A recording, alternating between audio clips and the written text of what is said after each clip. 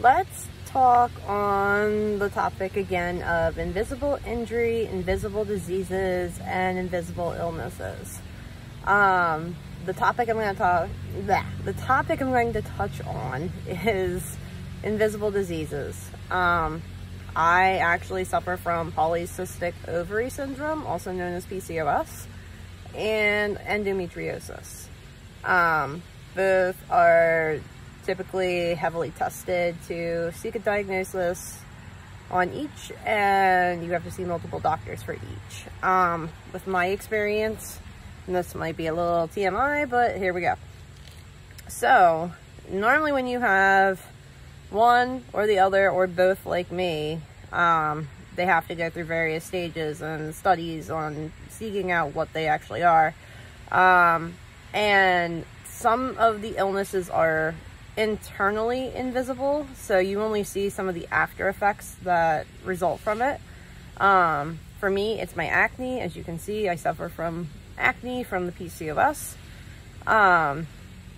And also in relation to both of those, there is heavy cramping, irregular periods. There can be such thing as an endo belly where you look pregnant but you're not pregnant. It's just resulting from the flare-ups and the abnormal hormonal imbalances. And scary fact on this is actually a form of pre-cancerous. It can become cancerous if it's left untreated. It also causes infertility. That is the #1 taker of infertility. I definitely suffered from that myself. And that was hard. That was a hard pill to swallow. That literally was taken from me. I wanted more children. I could no longer have any more children as a result of it. And yeah, so here we are. So with that, there are stages of endo, and you have to see an endocrinologist to get properly diagnosed, and typically they do surgery to remove the endo, the endometriosis, and then they can allow you to go through the process of trying to get pregnant naturally, or just removing everything with a hysterectomy and just letting you try and live a quality life, knowing that your endo will probably never go away. It is typically lifelong. Mine, I know, is lifelong. I have a severe case of it, so I'm always going to have it. I'm always going to have PCOS. There's people who say that there are treatments for it. Pretty much the only treatments are losing weight, which is huge. I had to do that. I lost 70 pounds, which PCOS had been a big trigger for that.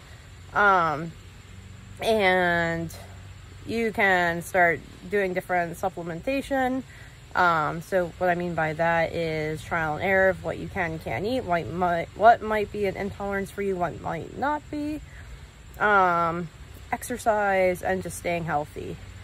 It affects at least 10% of women, and that number is growing.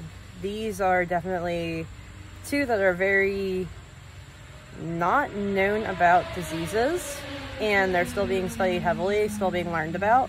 So the more advancements we make, the more knowledge that will be gained on the medical standpoint, and it honestly comes from firsthand experience of how much it sucks. Living with it, you're in constant pain, you have the bloating, the swelling, and your quality of life is pretty diminished. So I actually went through a hysterectomy to try and regain my quality of life. Between the PCOS and the endometriosis, there are women who choose not to. That's totally okay. That's their choice. I'm never going to discredit anyone's choice. It is a to each in their own type of standpoint. For myself, that was the best decision I could make because I had fibroids as well. That's another part of illness that is invisible that can be there and is not known about either. It is a tumor that's growing. They actually remove it and then they biopsy it, as well as when they go in for endo, they do normally a laparoscopy. You get what I mean. They do a liposurgery to diagnose it, and then they go from there and they actually stage the endo.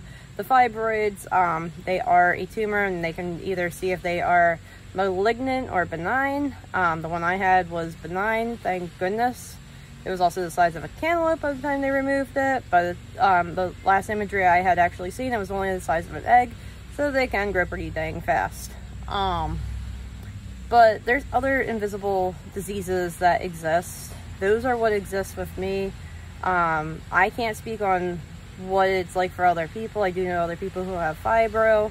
I do know other people who have other just invisible illnesses that you wouldn't really know right off the bat, and you would just kind of suspect that, like, maybe there's something different, maybe not. You never know. That's why it's an invisible illness and disease and injury, because you don't know until they tell you, until they reveal their story.